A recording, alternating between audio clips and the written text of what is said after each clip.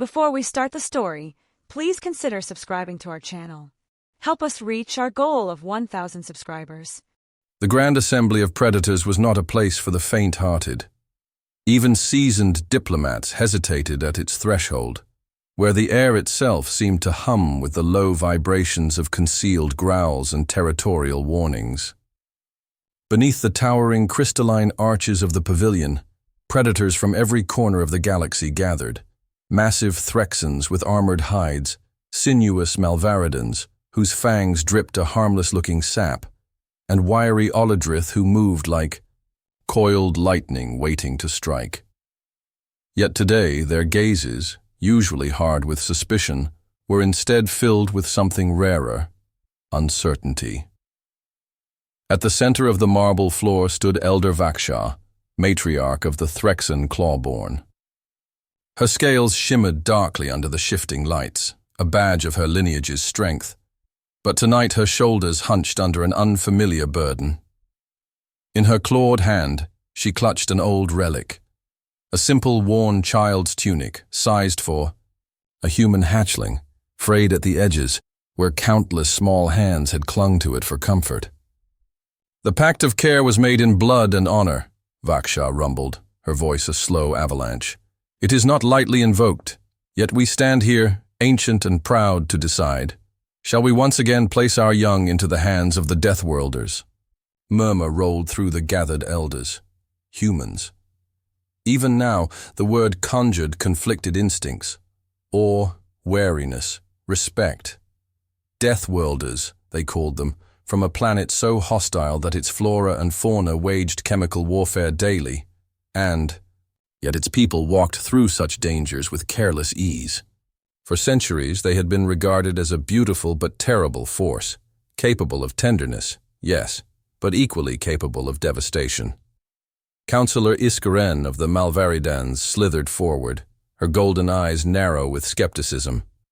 The humans have proven themselves caring, but also unpredictable. They fight with a fury born of desperation, even when cornered. What assurance have we that our cubs will be safe when accidents inevitably occur? Vaksha turned, her nostrils flaring. "None," she said bluntly. "As there is no assurance when we entrust our young to fire, to water, to the very breath of life. Yet fire warms, and water sustains, and breath grants voice. So too do the humans nurture.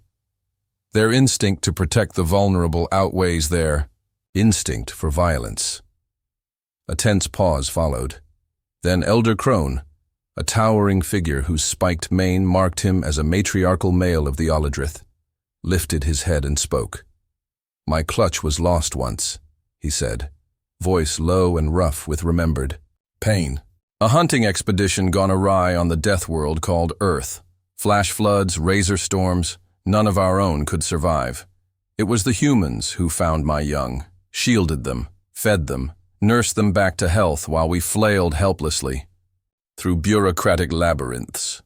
He stepped forward, the faintest tremor betraying his emotion. "When at last we arrived, it was to find our younglings not feral, not broken but laughing, playing, nestled in human arms. They called their caretakers Protector, and we understood." Vaksha bowed her heavy head. "The pact of care was sealed that day. It is a trust written not in contracts, but in the marrow of experience." Iskaren's tail lashed once in frustration, but she said no more. Beyond the circle of elders, the great domed windows looked down upon the Festival of Unity. Tents bloomed across the central plaza like exotic flowers, vibrant against the night. Species of every kind wove between them, sharing goods, songs, and laughter.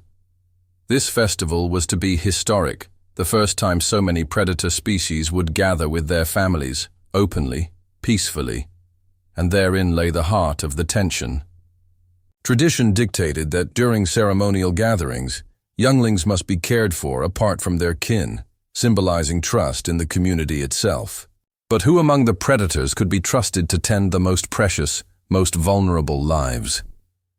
The answer, spoken in unison across silent minds, was clear but no less terrifying. The humans. Far below the assembly, the human caretakers were already preparing. From the observation balcony, Vaksha watched them.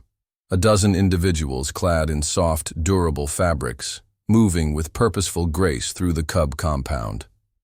They checked climbing structures, adjusted temperature zones to accommodate various metabolisms, and scattered enrichment puzzles across padded floors. At their head was a woman, tall and weathered, with sun-browned skin and quick, patient hands. Caretaker Lysa Jones. Her file, memorized by every elder present, was a litany of astonishing acts. Rescued the offspring of hostile Salvanians from a collapsing mining facility.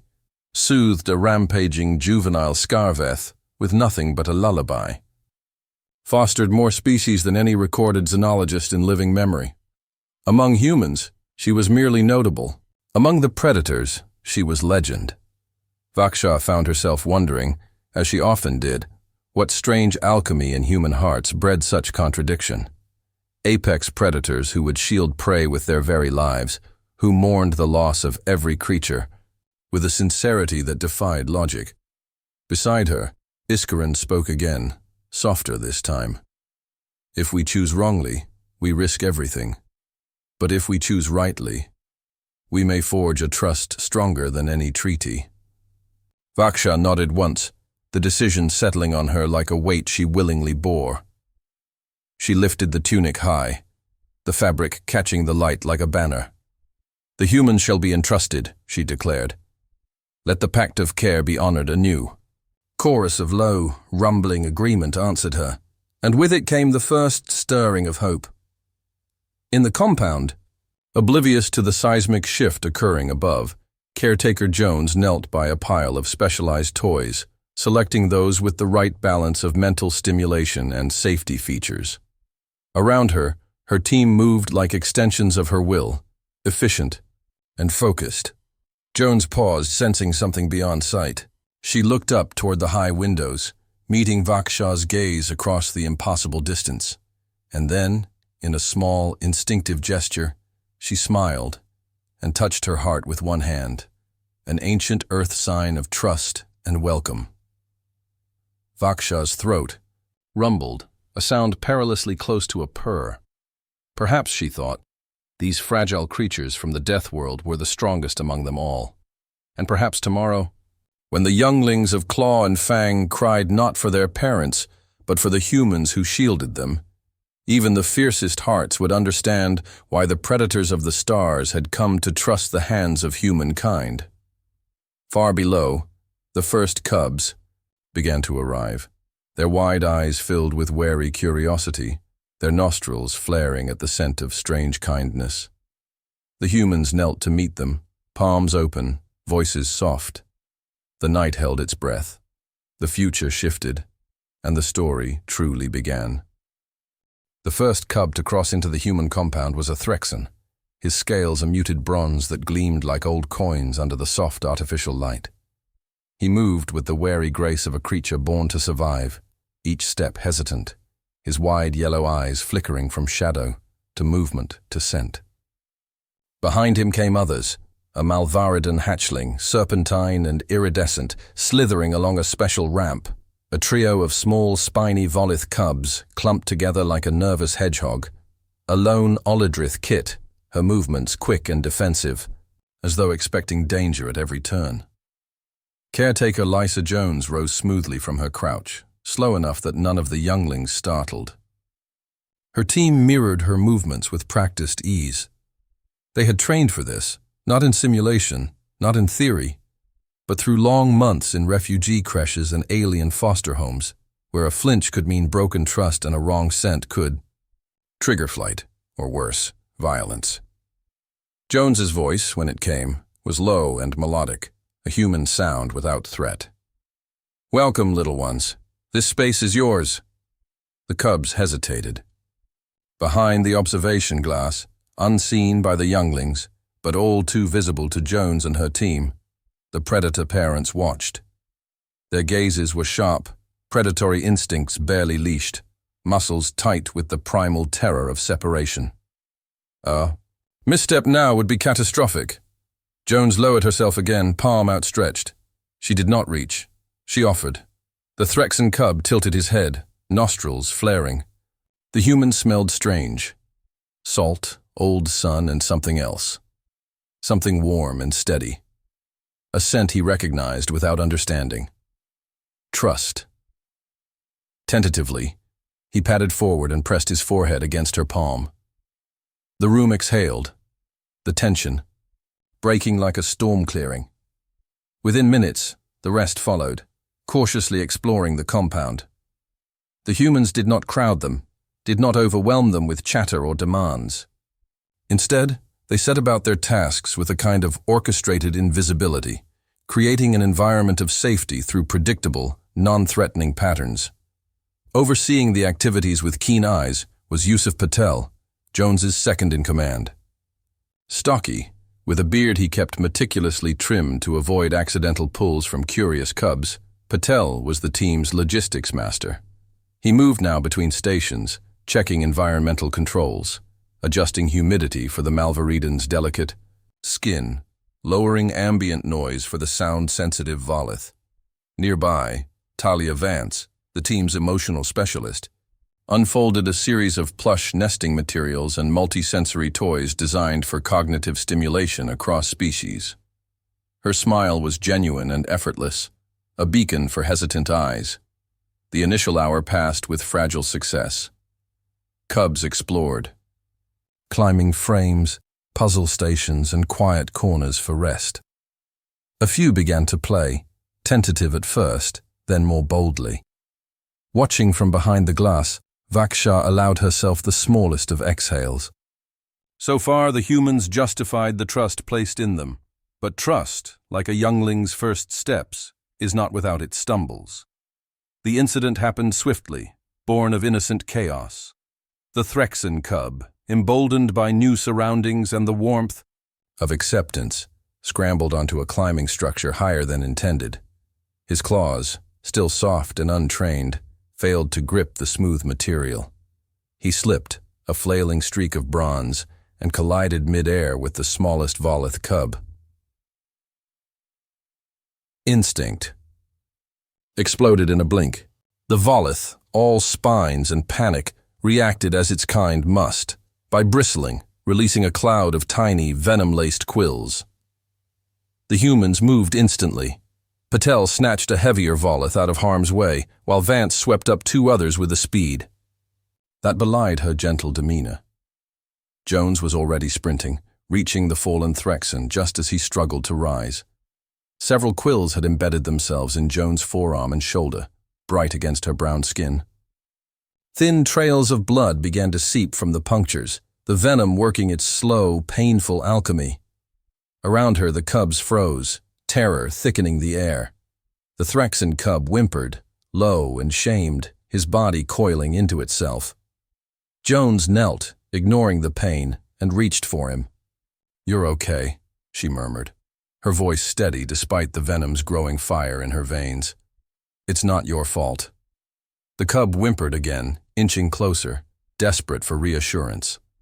Carefully, Jones drew him against her, shielding him from the alarmed gaze of the other cubs. Watching from the gallery, predator parents surged against their invisible restraints, a silent wall of barely contained panic. Vaksha felt her talons dig into her own palms. Would the human lash out? Would she show fear, revulsion, anger? Any of those responses could imprint catastrophic lessons onto the younglings. The bonds of trust were fragile, gossamer thin, especially so early. Instead, Jones did what humans had done since time immemorial when faced with frightened young. She held him. She bore the pain without flinching. She whispered comfort without accusation. Her injury was irrelevant compared to the cub's need for security. Only after the Threxan calmed, trembling but no longer panicked, did she signal to Patel, who deftly took over, herding the cubs gently toward enrichment puzzles designed to distract. Jones sat back on her heels, carefully extracting the quills from her arm with tweezers, her movements efficient and unbothered. Vance handed her a medic kit without a word, and Jones treated herself with the casual competence of someone used to managing injury as an afterthought. The cubs watched her with wide, solemn eyes, absorbing more in those moments than any lesson could teach. Pain was not a reason for anger. Mistakes were not met with violence. Safety was unconditional. Hours later, when the cubs dozed in piles of warm limbs and soft breath, Vaksha and the other elders convened again. "Did you see?" Crone rasped, awe threading through his deep voice. The human bled, and still her first act was to comfort.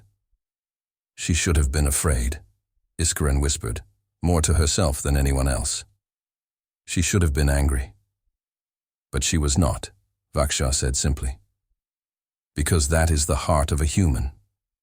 Outside, the festival swelled with music and light, but inside the compound, a quieter miracle unfolded.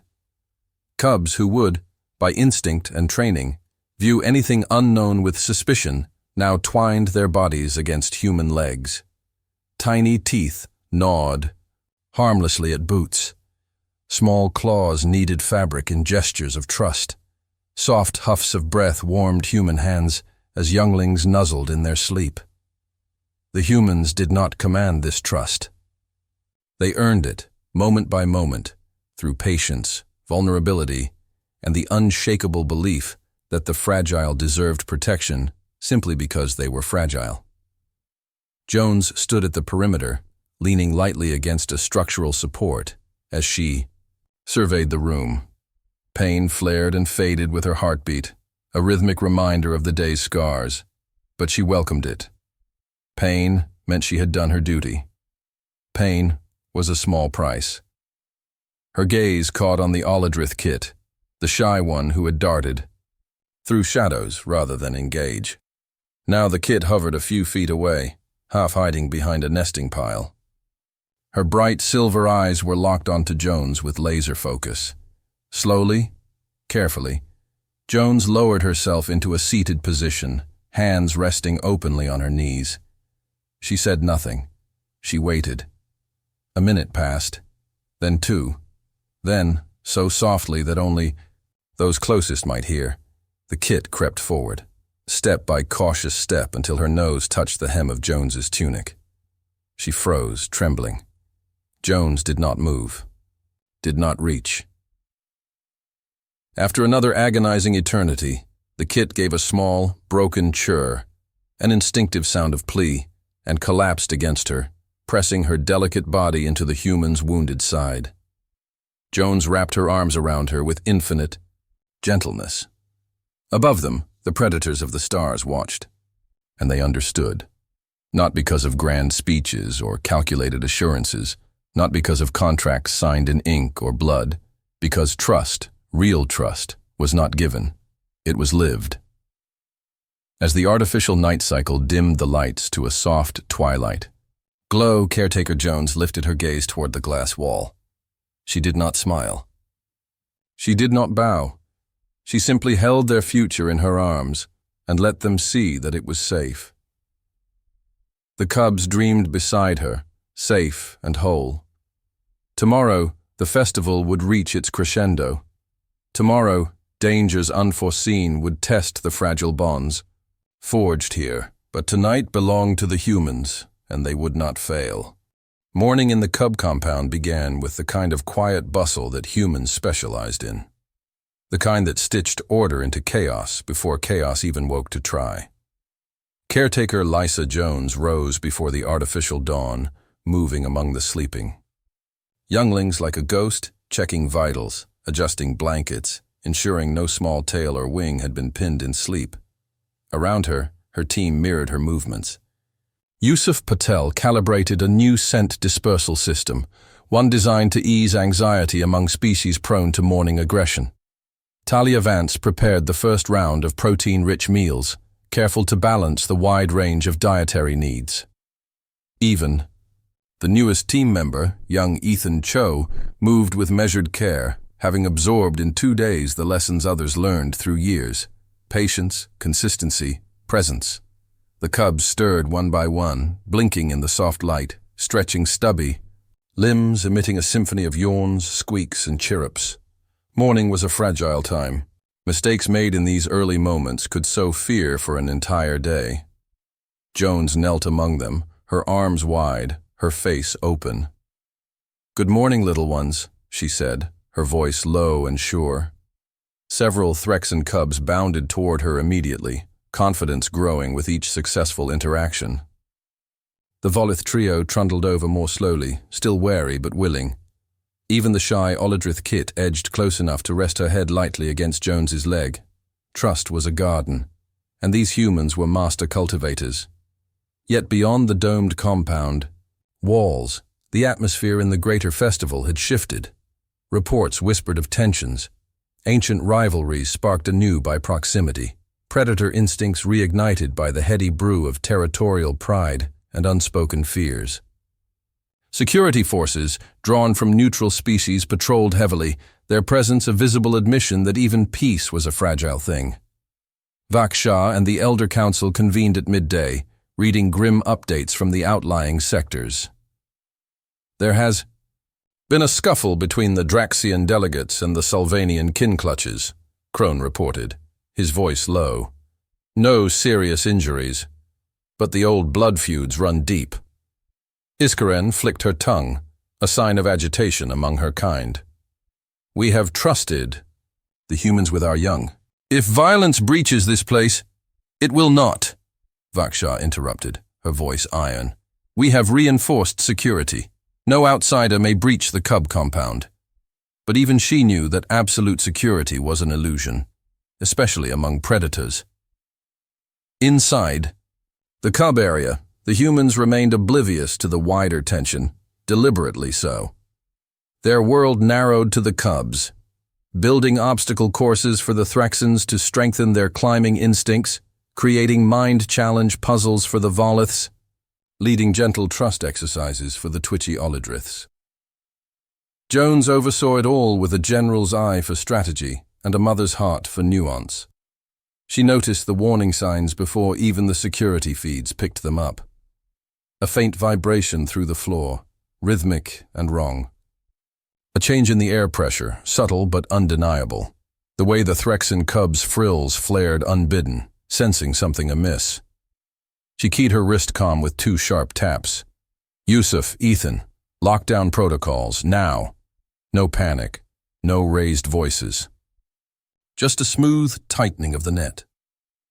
Vance gathered the younger cubs into the nesting alcoves, deploying automated barriers disguised as play structures. Patel secured the entrances, triggering reinforced shielding. Ethan swept the perimeter, his posture calm but every muscle ready. Jones moved toward the main entrance, where the vibration deepened into sound. Pounding footfalls, discordant voices, the metallic stutter of weapons activating. The door shuddered under a heavy impact. From the security feed, Patel's voice crackled in her ear. "Unauthorized breach. Armed parties. 17 hostiles. Multiple species signatures. Estimated 1 minute to full breach." Jones breathed in slowly, centering herself. They were humans. They were outnumbered. They were outgunned. And surrender was not an option. Behind her, a small sound drew her attention. The Threxan cub, the one who had first accepted her touch, stood in the open, trembling, caught between curiosity and terror. Jones crouched low, extending her arms. "Come here, little warrior," she said softly. The cub bolted into her embrace, scales rasping against her skin. All around her, the humans prepared, not for battle, but for protection. They armed themselves not with weapons, there were none, but with shields of instinct and strategy. Patel rerouted power to inner defenses. Ethan activated false barriers to confuse potential intruders. Vance deployed pheromone clouds calibrated to trigger disorientation among certain predator species. Still, the door was not meant for siege. With a final screech of metal fatigue, it gave way. Through the breach stormed a ragged, furious mob, predators whose better instincts had drowned. Under the old laws of dominance and conquest, their eyes gleamed with the madness of unrestrained instinct, their weapons crude but lethal. The first invader charged. Jones shifted, placing herself between the attacker and the cubs without hesitation. She raised her hands, palms out, voice. A whip crack across the chaos. Stop! For a heartbeat, impossibly, the lead predator hesitated. The primal force of the human's presence, unarmed, bleeding, unyielding, cut through the rage like cold water, but the mob was too far gone. Another figure shoved forward, raising a spiked baton. Before the blow could fall, Patel tackled him bodily, driving him back with a grunt. Vance loosed a pheromone capsule at a cluster of attackers, sowing confusion and dizziness. Jones moved like a tide, flowing between the cubs and danger, her body the first and final shield. An attacker lunged at her, weapon raised high. She ducked. Under the swing, grabbed the wrist with one hand and twisted, using the attacker's momentum to send him sprawling. Not out of rage, not out of vengeance, out of necessity. The cubs clustered behind her, their small bodies pressed against her. Legs, their wide eyes trusting her completely. The humans fought not to defeat, they fought to endure. Through the melee, a figure appeared. Vaksha herself, flanked by a phalanx of predator guards, their weapons finally authorized, their force overwhelming. The invaders, realizing their mistake too late, broke and fled. Pursued by justice, swift and brutal. Silence fell. The cubs whimpered, not in pain, but in fear of the echoing violence. Jones turned, dropping to her knees among them. "You're safe," she said, again and again, stroking scaled backs, coiling tails, downy fur. "You're safe. You're safe." Vaksha crossed the threshold, her massive form lowering to a crouch to avoid looming over the younglings. She saw Jones, bleeding from new wounds, bruised and battered, but smiling as she soothed the terrified cubs. The elder's throat rumbled with emotion she did not have words to voice. Vaksha extended one massive taloned hand. Jones looked up, surprised. Slowly, she placed her much smaller hand into the Threxan's palm. Vaksha bowed her head low, in a gesture reserved for the most sacred of honors. "Protector," she said in a voice that shook the very air. "You are one of us." The cubs, sensing the shift, began to uncurl from their tight huddles. Several reached toward Jones, churring anxiously. The Threxan cub butted his head against her side, protective despite his size. Outside, the festival spiraled into containment and reconciliation. Inside, the humans held the heart of the predator's future in their battered, bleeding arms and would not let it fall. Tonight would not be the last trial. The path ahead would be littered with distrust, setbacks, misunderstandings. But tonight, something unbreakable had been forged, and it would endure. The official inquiry into the attack was swift and uncompromising. Within hours, the council chambers pulsed with anger, not at the humans, but at themselves. The security measures had failed, ancient prejudices had festered unseen, metastasizing, until violence was inevitable. Vaksha presided over the proceedings, her massive frame coiled in a posture of cold fury. Beside her stood Jones, still bandaged, her uniform torn but her spine unbent.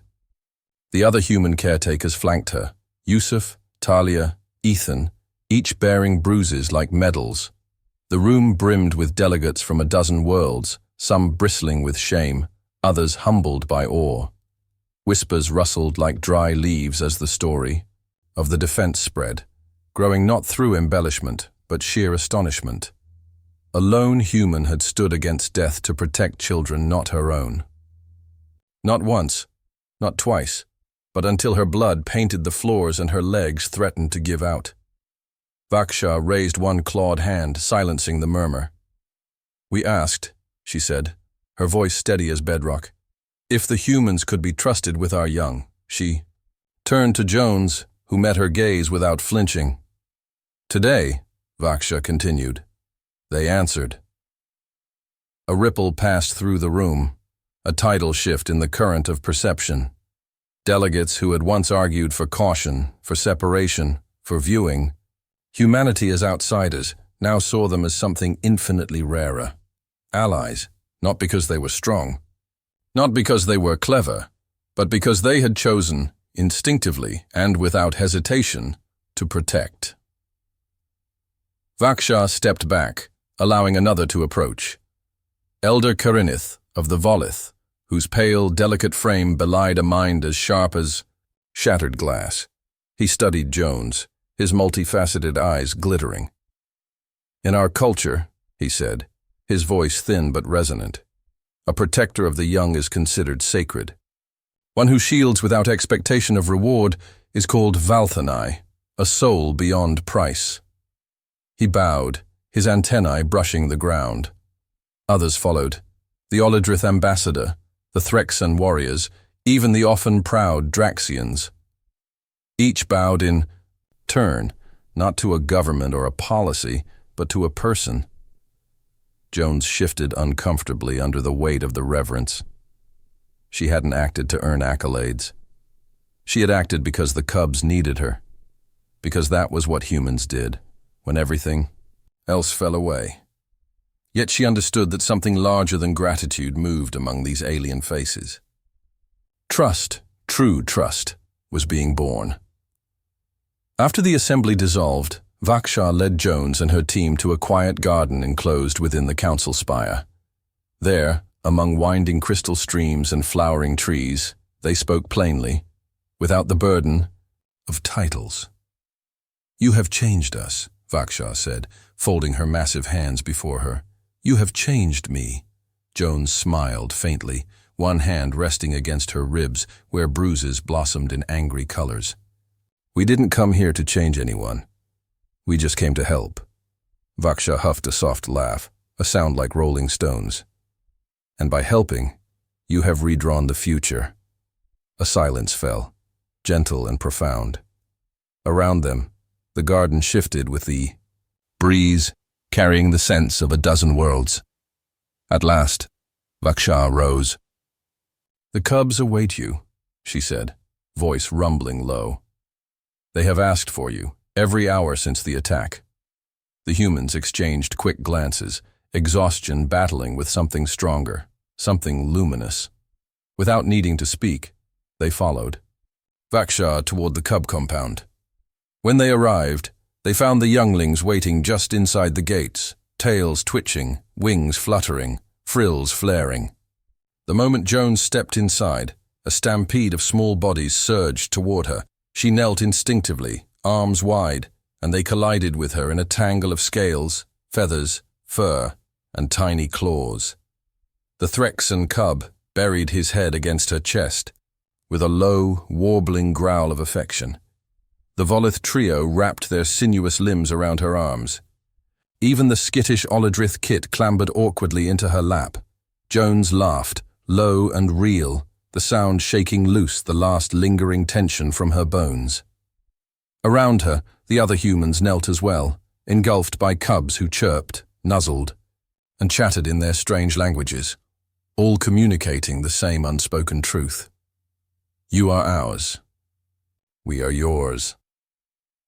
For the first time since the attack, Jones allowed herself to breathe fully, to believe that maybe, just maybe, the worst was behind them. But even as the warmth settled around her like a cloak, a sharp cry split the air. She twisted, instinctively, scanning for the threat, her muscles tensing, only to see a small Volith kit struggling with a climbing rope, suspended precariously a few meters off the ground. Without hesitation, Jones rose, moving swiftly through the cluster of cubs. She scaled the frame with easy grace, reaching the little one just as his grip faltered. She caught him mid-fall, cradling him against her chest as they slid down the support beams together. The cub chirruped in delight, utterly unafraid, trusting her utterly. Around them, a cheer rose, from cubs, from caretakers, from even the security staff who had paused their patrols to watch. Jones set the cub down gently, ruffling the fine crest along his head. She stood slowly, surveying the compound, the wide-eyed cubs, the smiling humans, the cautious but hopeful guards beyond the fences. And she realized, this wasn't just survival. This was belonging. Vaksha approached, carrying something in her massive hands. It was a pendant, a simple design of interlocking stars and claw marks, symbolizing unity through adversity. She extended it toward Jones with great reverence. In our tradition, Vaksha said, her voice resonant, this is given only to those who have proven themselves kin beyond blood. Jones hesitated, heart thundering in her chest. She took the pendant. Feeling its surprising weight, the chill of the metal warming instantly in her palm. Thank you, she said, her voice rough with emotion she couldn't quite contain. But the real honor is being trusted. Vaksha inclined her head. You have earned more than trust. You have earned a place among us. The stars above the compound. Dome shimmered into view as evening fell, casting soft light across the gathering. In the twilight, humans and aliens sat together, no longer separated by walls of suspicion or fear. Small hands found larger ones. Frilled heads rested against human shoulders. Soft songs, human and alien both, rose into the night, weaving a tapestry of hope. And in the center of it all stood Jones, protector of cubs, bearer of trust, Valthanai, a soul beyond price. Tomorrow would bring new challenges. Fears would not vanish overnight, but something vital had been proven. Even the fiercest predators, the most hardened warriors could entrust their future to humans, because when the storms came, and they always did, humans stood their ground, not for glory, not for conquest, but because love, once given, demanded nothing less. And across 1,000 worlds, that lesson would echo, carried on the wings of those once called monsters, now made kin. Today, they had learned why even predators trusted humans with their cubs. Tomorrow, they would teach the stars,